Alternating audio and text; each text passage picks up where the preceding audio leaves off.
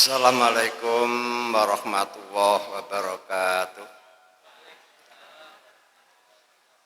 Bismillahirrahmanirrahim. Alhamdulillahi rabbil alamin. Wassalatu wassalamu ala nabiyyinal amin Muhammadin wa alihi wa sahbihi ajma'in, amma ba'du. Hadirin Bapak Ibu jamaah pengajian rahimakumullah. Alhamdulillah, puji syukur saya haturkan kehadirat ilahi Rabbi atas limpahan rahmah, hidayah serta maunahnya. Di pagi ini kita ditakdirkan oleh Allah bisa berkumpul di tempat yang mulia ini dalam acara yang mulia pula. Semoga ridha Allah selalu menyertai hidup kita, dan semoga kita semua ini tidak termasuk yang disabdakan oleh Nabi Muhammad, asadun nas khasrotan yaumal qiyamah rajulun amkanahu talabul ilmi walam yatlubhu.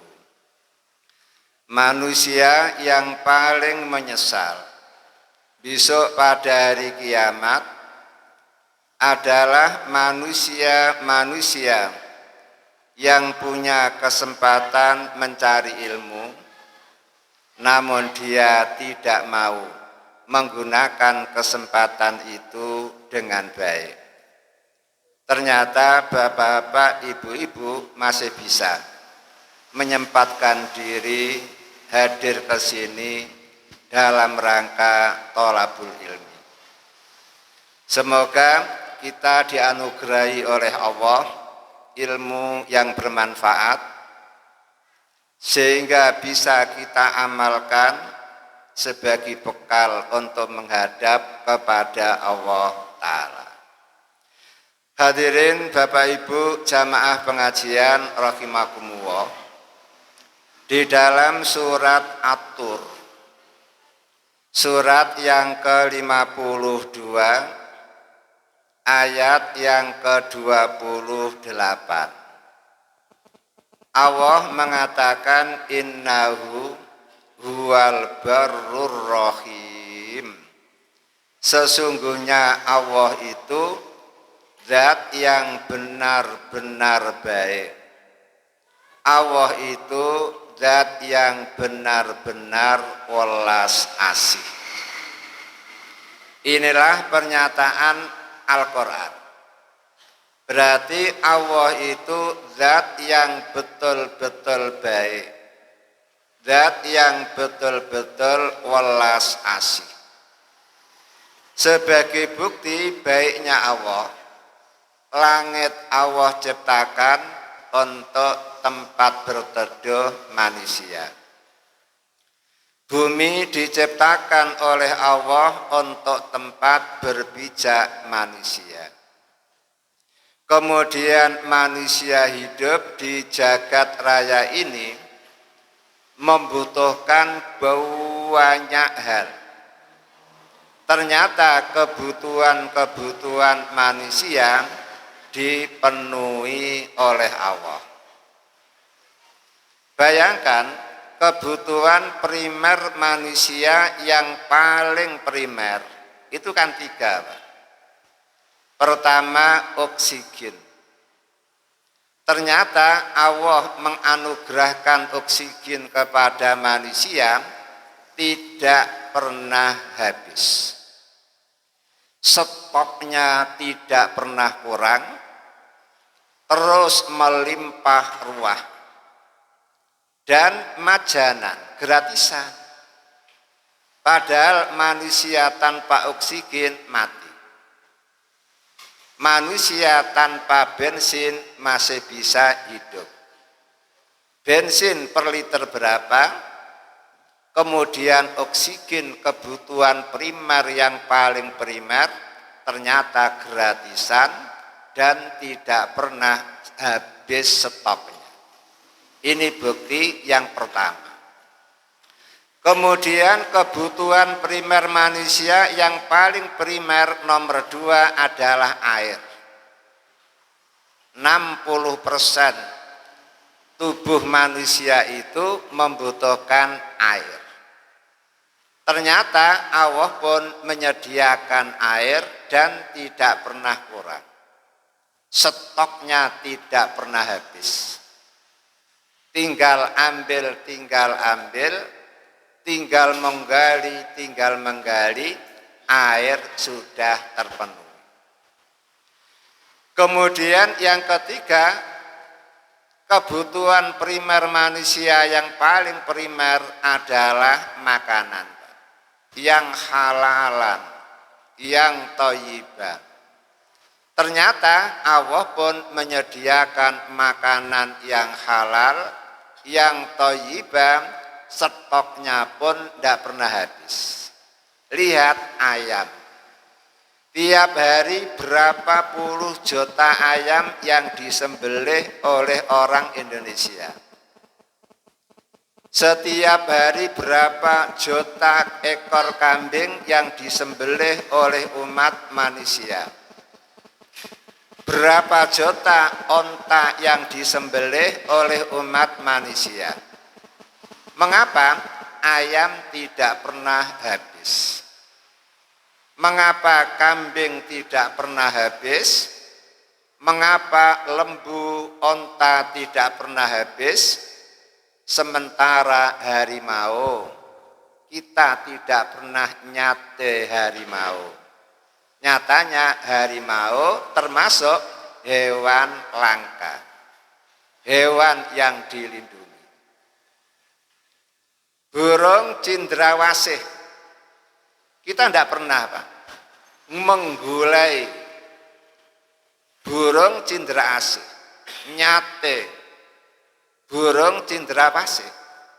Namun mengapa kok akan mengalami kepunahan sehingga burung cendrawasih menjadi hewan langka yang dilindungi?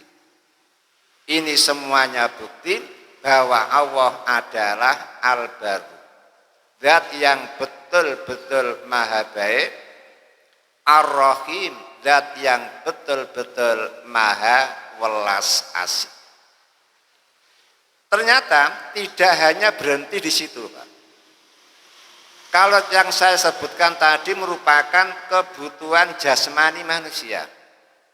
Oksigen, air, makanan, itu zahiratan, kebutuhan zahir. Ternyata Allah pun menambah, yaitu anugerah batin. Wa asbagha alaihi ni'amahu zahiratan wa batinan. Surat Luqman, surat yang ke-31 ayat 20. Wa asbagha alaikum ni'amahu zahiratan wa batinatan. Allah menyempurnakan kepada kalian nikmat-nikmatnya, baik nikmat zahir berupa fisik, materi, wa batinatan, dan nikmat batin, yaitu non materi. Kemudian apa? Nikmat non materi. Ternyata Al-Quran. Al-Quran itu merupakan nikmat Allah yang betul-betul nikmat. Nikmat yang sejati. Dan Al-Quran merupakan nikmat batinah untuk rohani kita. Mengapa Al-Quran bisa menjadi nikmat yang terbesar? Iya, karena Al-Quran turun hudan linnas, sebagai pedoman hidup buat manusia. Tibyanan likul lisai, surat An-Nahl, surat yang ke-16 ayat 89 Allah mengatakan wa nazzalna 'alaikal kitab tibyanan likulli syai'in. Kami turunkan Al-Qur'an kepada kamu wahai Nabi Muhammad tibyanan likulli syai'in, sebagai penjelasan, sebagai solusi, sebagai jawaban terhadap masalah apapun yang dihadapi oleh umat manusia. Sehingga mudah manusia hidup di dunia ini mudah. Karena semua yang dibutuhkan oleh manusia ada jawabannya di dalam Al-Quran. Contoh, ada seorang perempuan kepingin kawin, maka tanya saja kepada Al-Quran, bagaimana cara memilih jodoh. Kan begitu kan? Ternyata Al-Quran mengatakan, wahai orang mukmin, janganlah kamu mengawini perempuan-perempuan musyrik sampai mereka mau beriman. Sungguh budak perempuan yang beriman lebih bagus daripada perempuan musyrik, walaupun kecantikannya mengagumkan kepada kamu. Dan wahai para wali, janganlah kamu mengawinkan anak-anak perempuan kamu dengan pemuda-pemuda musyrik sampai mereka mau beriman. Sungguh budak laki-laki yang beriman itu lebih baik daripada pemuda musyrik, walaupun kegantengannya, kekayaannya, jabatannya mengagumkan kepada kalian. Itu petunjuk Al-Quran di dalam memilih pasangan itu. Setelah terjadi perkawinan, lalu apa tugas laki-laki, apa tugas perempuan? Al-Quran menjawab, ar-rijalu qawwamuna 'alan nisa bima faddalallahu ba'dahum 'ala ba'd wa bima anfaqu min amwalihim fasolihatu qanitatun hafidhatun lil ghaibi bima hafidhallah. Setelah terjadi perkawinan, apa tugas laki-laki? Al-Quran menjawab, qawwamun. Tugas laki-laki adalah memimpin istri. Kemudian apa tugas istri? Dijawab, fasolihatu qanitatun. Tugas istri adalah taat kepada Allah, taat kepada Rasul, dan taat kepada suami dalam hal-hal yang tidak bertentangan dengan ajaran Islam, dalam hal-hal yang sesuai dengan naluri kewanitaan. Berarti apa? Ada tugas. Kemudian setelah dianugerahi anak oleh Allah, bagaimana cara mengatur anak? Al-Quran menjawab. Al-Quran menjawab, wa'mur ahlaka bisolati wastabir alaiha. Makanya Al-Quran itu betul-betul hudan linnas, sebagai pedoman hidup untuk manusia, betul-betul tibyanan likulli syai', sebagai penjelasan, sebagai jawaban terhadap masalah apapun yang dihadapi oleh manusia. Sehingga kalau manusia tidak belajar Al-Quran, yakin dia tidak akan menemukan solusi di dalam menghadapi masalah-masalah itu. Kemudian yang akan saya terangkan, Pak, pagi hari ini, karena tadi baru mukadimah, baru pemanasan, sekarang poin yang akan saya sampaikan. Setelah Allah menciptakan Adam, kemudian menciptakan anak cucu Adam, mulai dari Nabi Adam hingga sekarang, menurut perkiraan para ahli, Pak, manusia itu sudah mencapai 14 miliar lebih. Baik yang sudah mati maupun yang masih hidup. Sudah mencapai 14 miliar lebih. Taruhlah yang masih hidup 7 miliar. Maka orang sebanyak 7 miliar itu, Pak, pasti akan menghadapi salah satu dari 4 keadaan. Semua orang yang sekarang masih hidup di dunia ini akan menghadapi salah satu dari 4 keadaan. Pertama, keadaan sukses. Keadaan sukses, Pak. Sehingga rezekinya melimpah ruah. Kesehatannya luar biasa. Kemudian pangkat dan kedudukannya naik terus. Sehingga betul-betul menjadi orang sukses. Nyimpar uang, nendang uang. Rumah mewah senilai 300 miliar. Kendaraan beberapa ekor yang mahal-mahal. Sampai banyak yang bisa beli pesawat terbang pribadi. Seperti Lesti punya pesawat terbang sendiri, Inul punya sendiri, Raffi punya sendiri, putra-putrinya Pak Soeharto juga punya sendiri. Mungkin orang Ciro juga ada, Pak ya, yang punya sendiri itu. Itu membuktikan betapa suksesnya manusia. Sehingga tidak hanya rumah yang bisa dibeli, namun hal-hal yang seperti itu hebatnya pun bisa dibeli.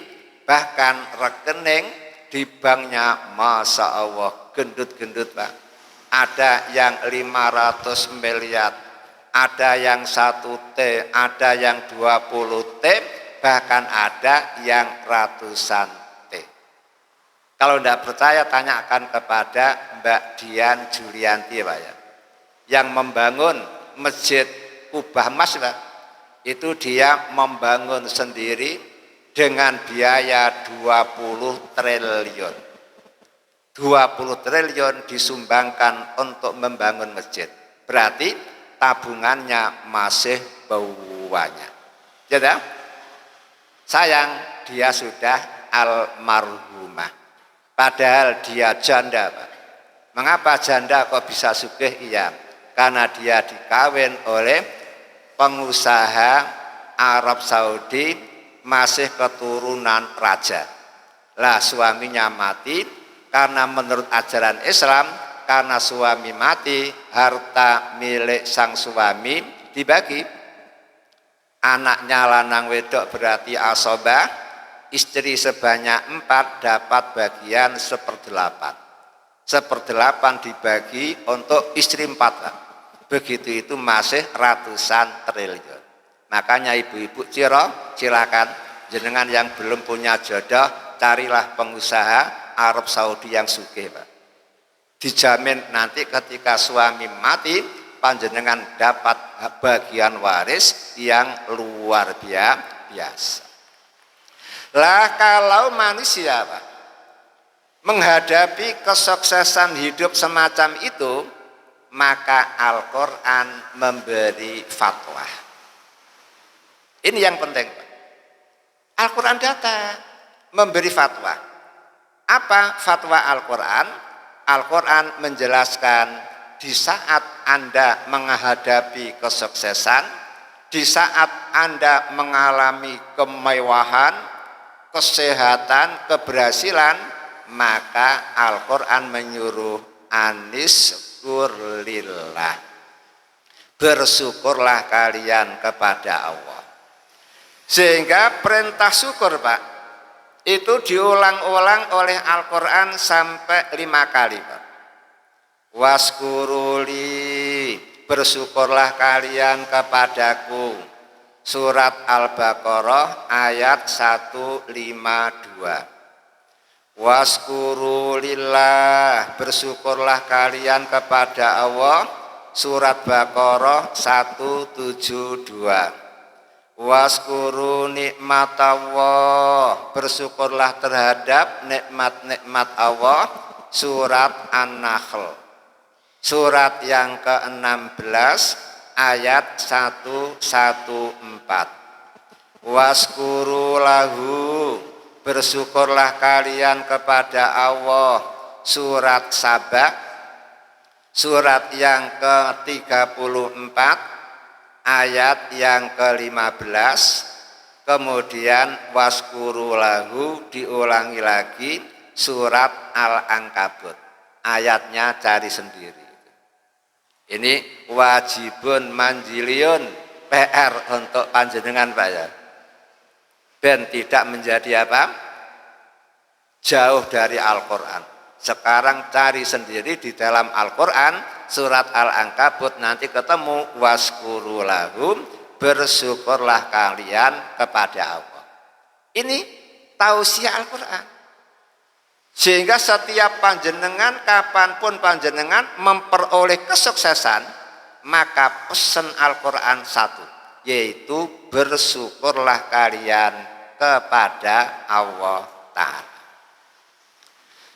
Kemudian orang, Pak, baru dikatakan bersyukur kepada Allah kalau memenuhi 3 syarat. Syarat yang pertama apa? As-syukru bil qalbi, syukur dengan hati. Syukur dengan hati. Kemudian bagaimana cara bersyukur dengan hati? Kita percaya bahwa kenikmatan yang ada pada diri panjenengan, kesuksesan yang ada pada diri panjenengan, itu adalah pemberian dari Allah. Itu adalah pemberian dari Allah. Bukan semata-mata hasil keringat panjenengan, bukan semata-mata karena ilmu panjenengan, namun betul-betul merupakan pemberian dari Allah. Hati harus meyakini hal itu. Hal ini berdasarkan firman Allah dalam Al-Quran, ma bikum min nikmatin faminallah. Apapun nikmat yang ada pada diri kalian itu minallah, betul-betul dari Allah, betul-betul pemberian Allah, bukan karena keringat panjenengan, bukan karena ilmu panjenengan. Berapa banyak orang bekerja berkeringat namun tidak dapat rezeki, tidak dapat untung, malah buntung. Tanyakan kepada petani, Pak, ya. Sudah mengeluarkan dana, mengeluarkan tenaga, mengeluarkan waktu, tidak panen karena gagal panen. Itu bukti bahwa keringat itu tidak menjamin datangnya rezeki. Begitu pula ilmu. Berapa banyak profesor yang ekonominya pas-pasan, hanya cukup untuk kebutuhan sekeluarga. Padahal profesor rambutnya sudah brodol semua, Pak. Sementara Listi masih berusia 21, tabungannya sudah ratusan miliar. Pesawat punya sendiri, mobil banyak mewah-mewah. Kalau tidak percaya silahkan lihat di YouTube aja. Karena saya diceritai istri saya itu gara-gara lihat YouTube. Kalau saya tidak sempat, Pak. Ngapa lo dunia uang, Pak, ya? Kan begitu. Bayangkan, padahal dia baru di wisuda, berarti kan baru S1, sudah kewayang, sementara profesor banyak yang hidupnya pas-pasan. Itu bukti bukti bahwa pemberian Allah itu tidak semata-mata karena ilmu, karena keringat, namun murni itu adalah qadarullah, merupakan takdir Allah. Wa ma saa'a fa'ala, apapun yang dikehendaki oleh Allah pasti terjadi. Ayat ma bikum min nikmatin faminallah, saya lupa Pak, tidak cari suratnya itu, tidak cari ayatnya Pak ya, silakan cari sendiri Pak. Namun kalau nanti kok kepengen tahu bisa SMS saya, nanti saya bukakan. Karena apa? Orang hafal itu ada dua, hafal sodron, hafal kitaban. Hafal sodron itu apa? Hafal di luar kepala. Kalau dobit kitaban, hafal setelah melihat buku. Sehingga jenengan tanya bisa menjawab, ini loh tempatnya. Begitu Pak. Itu namanya hafid juga, hafal. Karena apa? Hafalnya berada di dalam buku.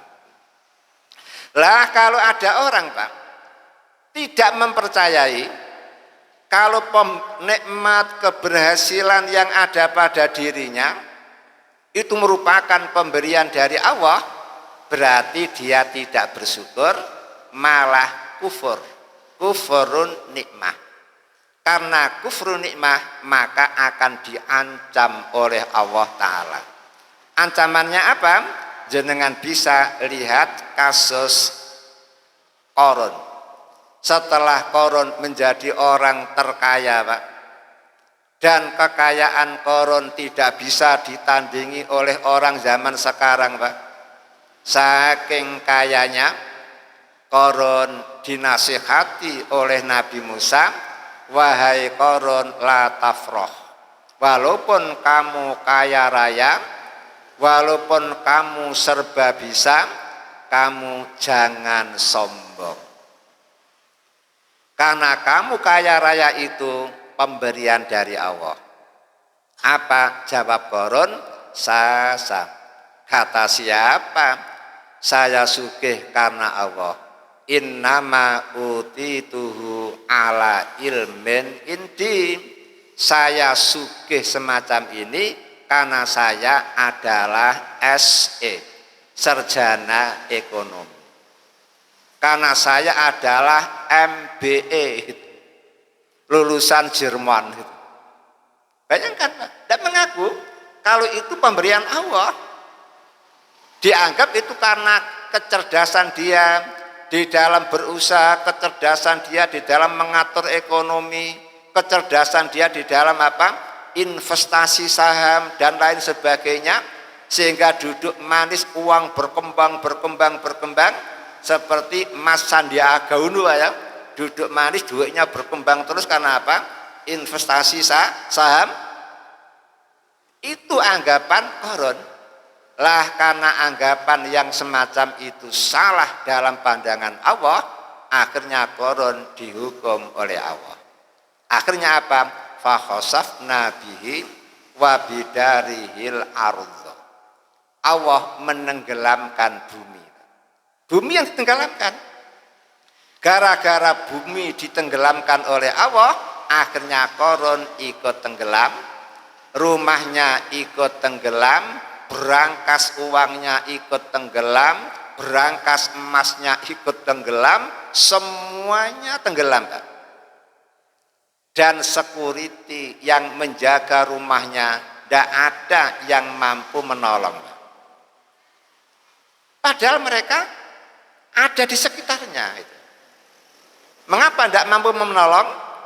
Karena ada yang sadar, mau menolong tidak berani. Karena apa? Khawatir ikut tenggelam juga. Seperti panjenengan mengetahui orang jatuh ke setrum, berani tidak jenengan menolong? Kan tidak berani kan? Menolong ke setrum sendiri kan begitu.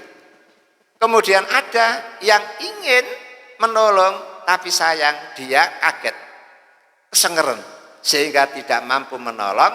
Akhirnya ambleslah Qarun, ambleslah rumahnya, ambleslah semua harta kekayaannya. Tempat tenggelamnya Qarun disebut sekarang Buhairatu Qarun, Danau Qarun. Kalau bukhairah itu apa? Isim tasghir. Bahrun laut, bukhairun laut kecil. Hirotun kucing gede, hurairatun kucing cilik. Abdullah hamba Allah sing gede, Ubaidullah hamba Allah yang kecil. Kan begitu Pak ya? Maka menjadi Buhairatu Qarun. Makanya jenengan apabila umroh silakan Pak. Umroh plus habis umroh lalu jalan-jalan ke Mesir. Kemudian setelah sampai di Kairo, panjenengan lihat museum Fir'aun ada. Setelah itu langsung meluncur 60 kilo ke kampung Fayum. Itu kampungnya Qarun. Disitulah Qarun ditenggelamkan. Hanya nambah 10 juta Pak. Itu. Sudah dapat melihat Qarun, Fir'aun, dan bisa melihat danau Qarun. Hanya pesan saya, kalau panjenengan ke danau Qarun, jangan lupa membawa pacul. Iya Pak, untuk menggali harta Qarun. Pasti ketemu. Lah kalau jenengan di Cirong menggali harta Qarun tidak akan ketemu. Iya, begitu. Itu bukti hukuman Pak. Mengapa dihukum? Karena tidak mau bersyukur. Tidak mengakui kalau kesuksesan dia adalah pemberian dari Allah. Kemudian yang kedua Pak, orang baru bisa dikatakan syukur apabila bil qauli, dinyatakan, dinyatakan. Wa amma bi nikmati rabbika fahadis. Maka adapun dengan nikmat Allah yang Allah berikan kepada kalian, fahadis, nampakkan, ceritakan. Jangan disembunyikan, karena apa? Khawatir diutangi. Jangan disembunyikan, khawatir apa? Dimintai. Namun hadis, nyatakan. Jangan gaya, rezeki melimpah ruah itu, namun berpenampilan gerombel. Tidak boleh Pak. Coba lihatlah Imam Malik. Imam Malik itu Pak, ulama besar yang setiap memberi pengajian itu selalu menyuruh anak buahnya untuk hidup zuhud, zuhud, zuhud. Qanaah, qanaah, qanaah. Namun Imam Malik masya Allah Pak, pakaiannya itu serba mewah, serba mahal. Serba mewah, serba mahal. Pernah ketemu teman akrabnya yang beragama Yahudi. Lalu orang Yahudi ngomong, Cak, sampean ini kalau berceramah selalu saja mengajak anak-anak buah panjenengan untuk hidup zuhud, zuhud, zuhud. Namun mengapa? Panjenengan kok begini mewahnya? Bajunya wapi wol, kemudian sandalnya kulit asli, kopiahnya sinar emas, tahan air Pak ya. Kalau ini kan anti air Pak, kena banyu brodol Pak. Lah kalau tahan air kena banyu ndak apa-apa, namanya sinar emas, harganya berjuta-juta. Itu kan namanya kebayan sual amoy, bukan ya? Sarung pelikat domi itu. Bisa memberi nasihat, tidak bisa ngelakoni itu. Lah kok dengan senyum Imam Malik mengatakan, wahai temanku Yahudi, saya berpenampilan semacam ini dalam rangka mensyukuri nikmat Allah. Karena Allah ngomong wa amma bi nikmati rabbika fahadis, terhadap nikmat yang Allah berikan kepada kalian, maka syukurilah. Dengan cara apa? Ditambahkan. Karena rezeki saya melimpah ruah, baju saya yang mahal, celana saya yang mahal, kemudian sandal saya yang mahal, mobil saya yang mahal. Sangat tidak etis kalau saya diberi rezeki oleh Allah banyak, lah kok baju saya compang-camping. Kendaraan saya sepeda onto yang ada musiknya keratak-keratak, keratak-keratak. Itu namanya tidak bersyukur itu. Nah, disitulah Pak letak bahwa syukur itu tidak berarti harus apa Pak? Hidup rendah, bukan hidup seadanya, tidak, namun betul-betul diukur dengan standar rezeki yang Allah berikan kepada dia. Kalau rezeki sedikit ya, kalau makan ya cukup kerupuk upel lah gitu. Namun kalau rezekinya banyak ya paling tidak sate onpa gitu.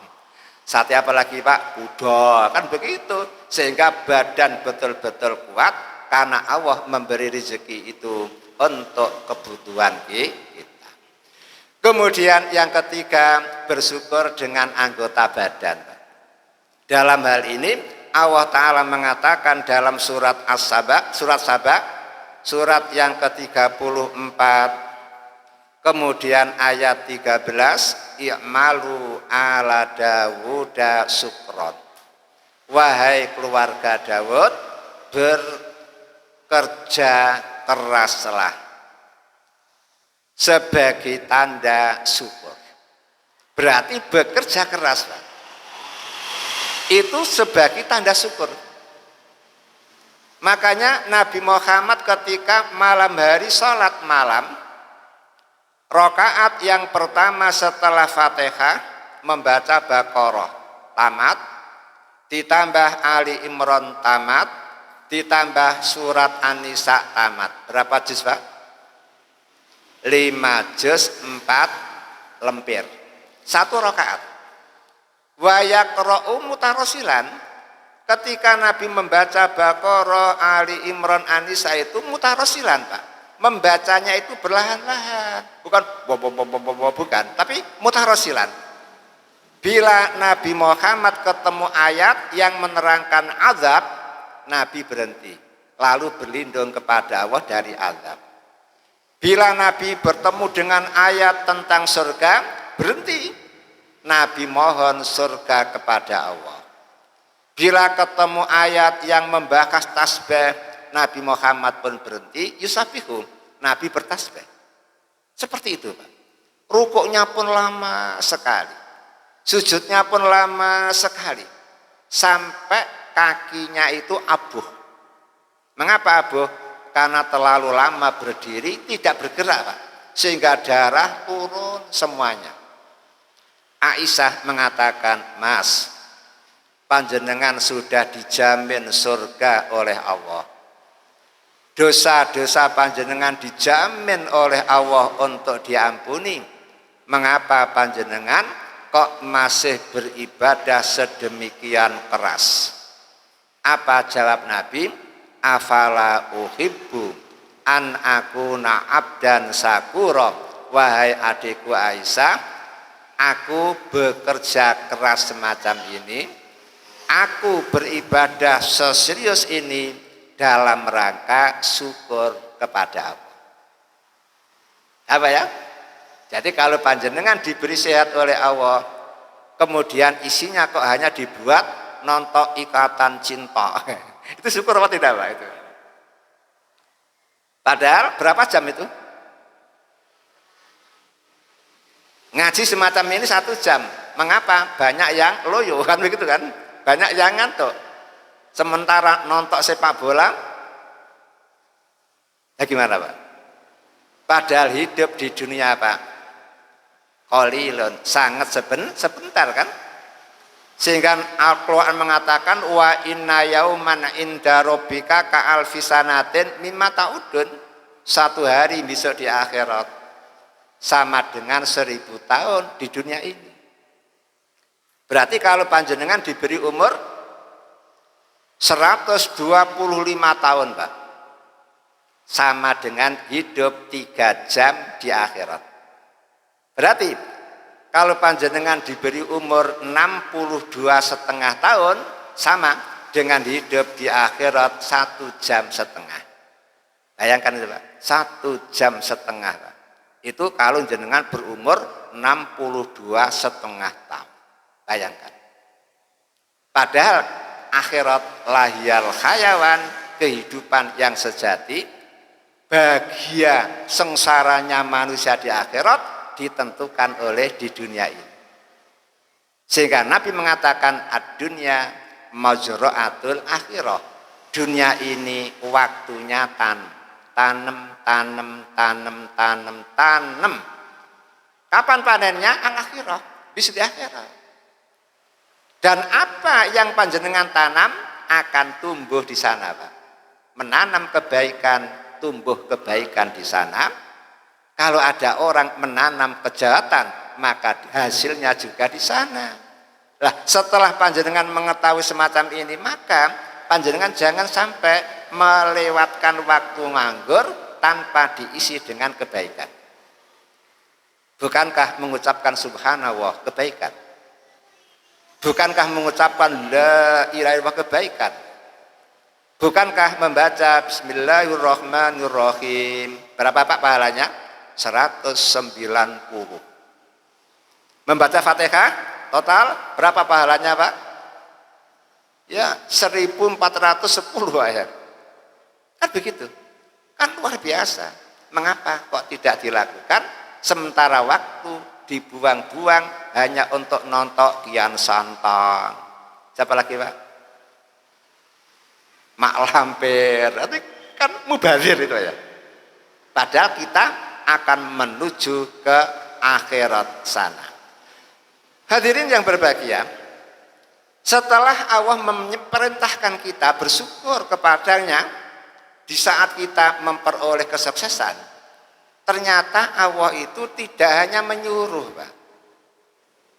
Tidak hanya menyuruh, tapi memberi imbalan bagi siapapun yang mau melaksanakan.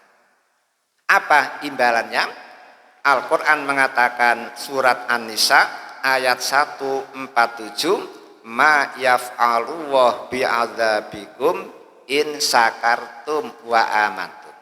Kalau panjenengan mau bersyukur kepada Allah, Allah tidak akan mengazab kepada panjenengan, sehingga keberhasilan panjenengan akan langgeng, kesuksesan panjenengan akan langgeng, kekayaan panjenengan akan langgeng. Karena apa? Disyukuri. Itu kan bonus, Pak. Yang kedua, surat Ibrahim, surat yang ke-14 ayat 7, la in sakartum la azidannakum. Berarti apa? Kalau panjenengan pandai bersyukur, Allah akan memberi tambahan. Saya pernah Pak diomongi oleh teman Pak Ali, setelah saya kawin saya tidak pernah bersyukur terhadap istri saya. Nah, kenapa?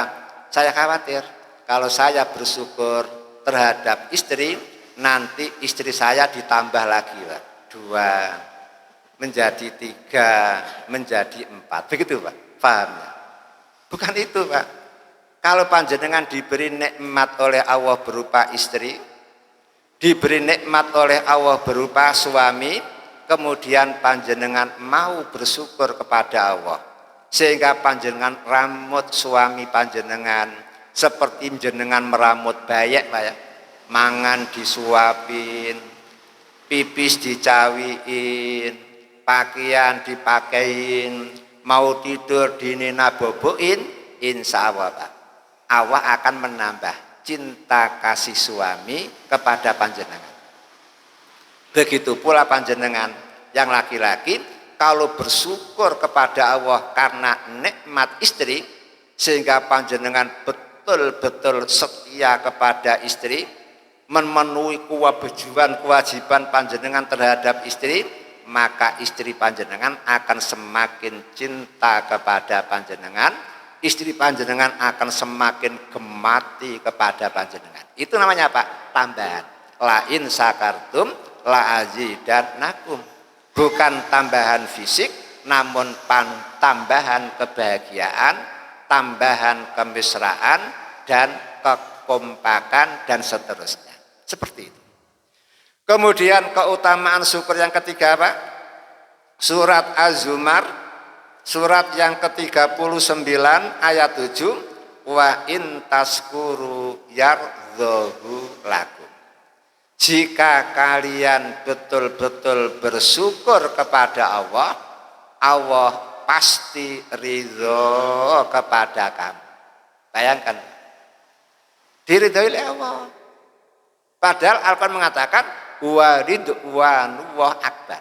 Ridho Allah itu merupakan nikmat yang paling besar, tidak ada bandingannya. Lihat Nabi Ibrahim dilemparkan Raja Namrud ke lautan api, namun karena Allah ridho kepada Ibrahim, api berubah menjadi dingin. Dingin yang membawa Nabi Ibrahim selamat. Bukan dingin seperti orang masuk kulkas, akhirnya kaku, akhirnya mati, namun dingin yang mendatangkan keselamatan. Yunus berada di perut ikan. Secara matematika Pak, mati. Namun karena ridho Allah, Yunus pun bisa keluar dari perut ikan, tidak kurang sedikit pun dari anggota badannya, dan masih bisa bertahan hidup. Pulang kembali, kaumnya sudah Islam semuanya. Ini namanya apa Pak? Ridho Allah. Makanya carilah ridho Allah. Ini yang pertama. Yang kedua Pak, di saat-saat derita Pak. Jadi yang dihadapi manusia 7 miliar yang ada di dunia ini Pak, kalau tidak menghadapi kesuksesan, yang dihadapi apa? Penderitaan. Karena musibah yang datang silih berganti. Karena ujian demi ujian yang datang silih berganti. Karena ditinggal mati oleh salah satu anggota keluarga, sehingga hidup menderita. Bahkan menderita gara-gara di dalam penjara. Di penjara disakiti, berarti hidup menderita. Lah manusia di saat hidup menderita semacam ini, Al-Quran datang memberi solusi. Apa yang harus dilakukan? Ternyata Al-Quran mengatakan isbir, sabarlah kamu. Diulang-ulang 19 kali Pak. Isbir, isbir, isbir. Dalam Al-Quran diulang-ulang sampai 19 kali. Kemudian isbiru, sabarlah kalian, diulang-ulang sampai 6 kali. Sobiru, perkuat kesabaran kamu, diulang 1 kali. Kemudian wastobir, sabarlah kamu dengan sungguh-sungguh, diulang 3 kali. Berarti total Pak, perintah sabar di dalam Al-Quran sebanyak 29 kali. Ini membuktikan betapa harusnya orang melakukan kesabaran di saat menghadapi penderitaan hidup. Kemudian apa? Arti sabar Pak. Sabar itu bahasa Arab Pak. Namun sudah menjadi bahasa Indonesia Pak ya. Sehingga telinga kita tidak asing lagi dengan ucapan sabar, lidah kita tidak asing lagi dengan menyebut sabar. Namun sabar bahasa Arab. Sehingga kalau ada orang benci orang Arab, berarti jangan menyebut sabar. Tapi apa? Bahasa yang lain lah itu. Sabar itu kalau bahasa Cironya apa? Menahan. Menahan. Jadi ketika derita datang, ketika musibah datang, ketika ujian datang, maka tahan. Apa yang tahan? Hati harus ditahan. Jangan mengeluh. Jangan terlalu sedih. Mulut ditahan. Jangan sampai mengucapkan kata-kata yang tidak baik. Awas, bahaya itu. Kemudian anggota badan ditahan. Jangan sampai TV pecah, Jangan sampai piring terbang. Jangan sampai baju diobong. Itu namanya sabar itu. Jadi sabar itu apa? Menahan hati, menahan mulut, menahan anggota badan dari hal-hal yang tidak dibenarkan oleh Islam. Begitu.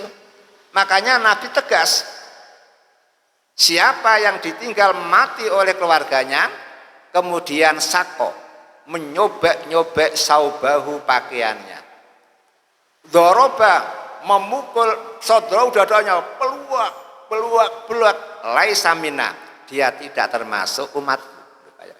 Ditinggal mati orang, kemudian kok memukuli dirinya sendiri, merobek-robek baju istri, baju suami, maka tidak dianggap umat Nabi Muhammad.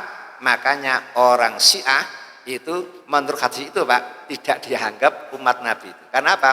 Setiap ulang tahun matinya Husain Pak ya, di Karbala, mereka masya Allah patuh dipuak sampai berdarah-darah, hampir gitu. Urus saja Pak. Berarti melanggar aturan agama. Bukan itu yang diperintahkan oleh agama. Yang diperintah agama adalah isbir, sabarlah di saat menghadapi derita. Kemudian kalau panjenengan bisa Pak menghadapi kesulitan hidup, penderitaan hidup dengan kesabaran, Allah memberi bonus. Sehingga Allah itu tidak hanya menyuruh. Setiap ada suruhan kok dilaksanakan, ada imbalan dari Allah. Apa imbalan itu? Banyak Pak. Pertama, wallah yuhibbus sabirin. Allah itu cinta kepada orang yang memiliki kesabaran. Surat Ali Imran 146. Yang kedua Pak, innama yuwaffas sabirun ajrahum bighairi hisab. Surat Zumar, surat ke-39 ayat 10 Pak. Orang yang memiliki kesabaran akan diberi pahala yang sempurna oleh Allah bighairi hisab, tidak dihitung. Kalau jenengan salat dihitung Pak, sendirian 1 bago pahalanya. Berjamaah 27 bago. Kalau sedekah dihitung 1 juta diganjar Allah 700 juta. Kan begitu kan? Namun untuk kesabaran pahalanya tidak dihitung oleh Allah, sehingga brol. Ini menunjukkan betapa hebatnya kesabaran.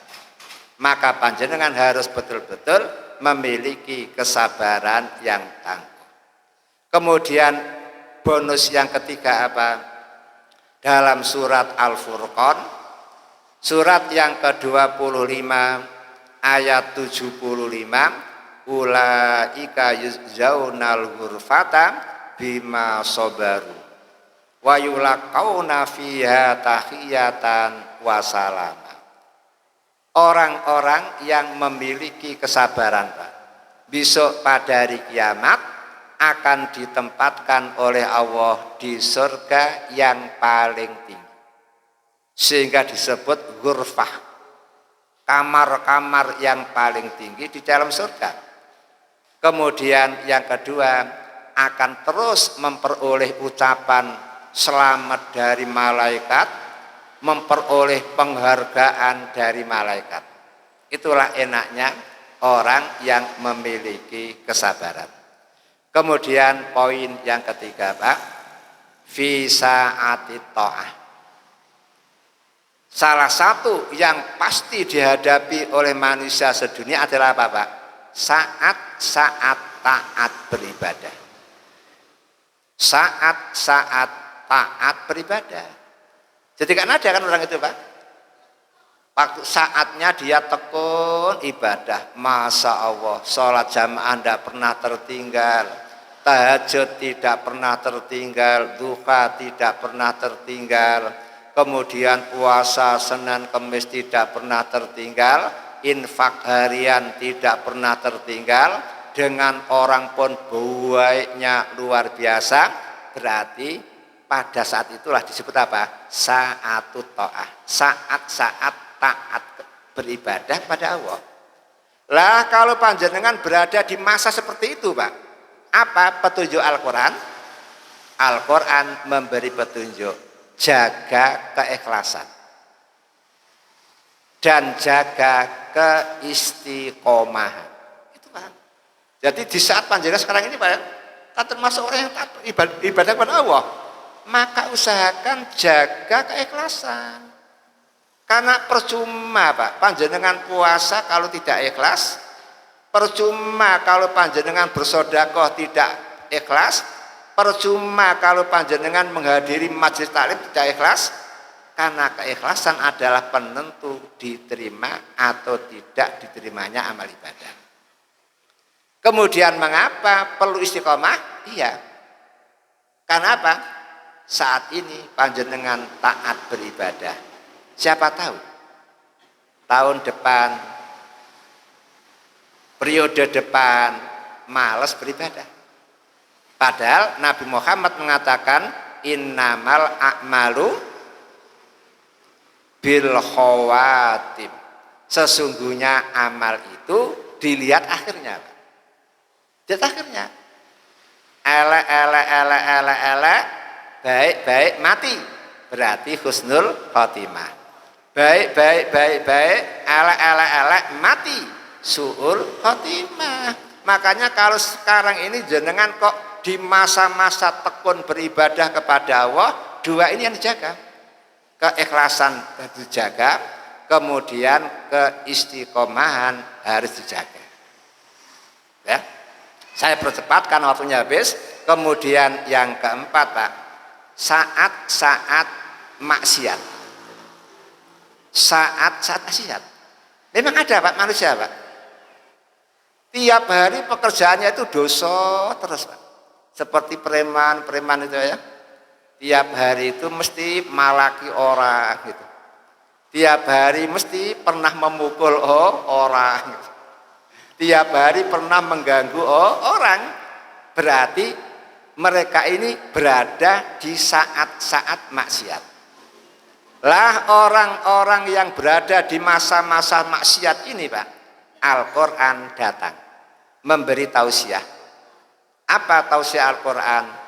Tubuh, bertaubatlah kalian. Tubuh, bertobat, Pak. Sehingga perintah tobat, Pak, dengan menggunakan apa? Tobatlah kamu. Itu satu kali. Kemudian tubuh, tobatlah kalian diulang-ulang sampai 7 kali dalam Al-Quran. Berarti siapapun orangnya, kalau berada di dalam masa-masa suka maksiat, maka cepat-cepat bertaubatlah kepada Allah. Karena apa? Di dalam surat At-Tahrim, surat yang ke-66 ayat 8, ya ayyuhalladzina amanu tubu ilallah taubatan nasuha asa rabbukum ayyukaffira ankum sayyi'atikum wa yudkhilakum jannat. Wahai orang yang beriman, bertaubatlah kalian kepada Allah dengan taubat yang tulus ikhlas. Dengan taubat yang tulus ikhlas, Allah akan menutup, mengampuni semua keburukan-keburukan kalian, dan Allah akan memasukkan kalian ke dalam surga. Bayangkan, inilah bukti betapa baiknya Allah. Sampai semua manusia dalam keadaan apapun diberi solusi oleh Allah. Kalau sukses, apa yang harus dilakukan? Derita, apa yang dilakukan? Ketika tekun beribadah, apa yang harus dilakukan? Kemudian ketika saat-saat suka melakukan maksiat, lalu apa yang harus dilakukan? Namun ingat, karena Allah sudah memberi solusi dalam segala urusan yang dihadapi oleh manusia, ternyata kalau ada manusia tidak mau menerima solusi-solusi dari Allah, maka akan terancam. Apa ancamannya, Pak? Ancamannya lihat surat Toha. Surat yang ke-20 ayat 124 sampai 126. Al-Quran mengatakan waman a'rodho an dzikri fa innalahu ma'isatan dongka wa nahsuruhu yaumal qiyamati a'ma qala rabbi lima hasartani a'ma wa qad kuntu basira.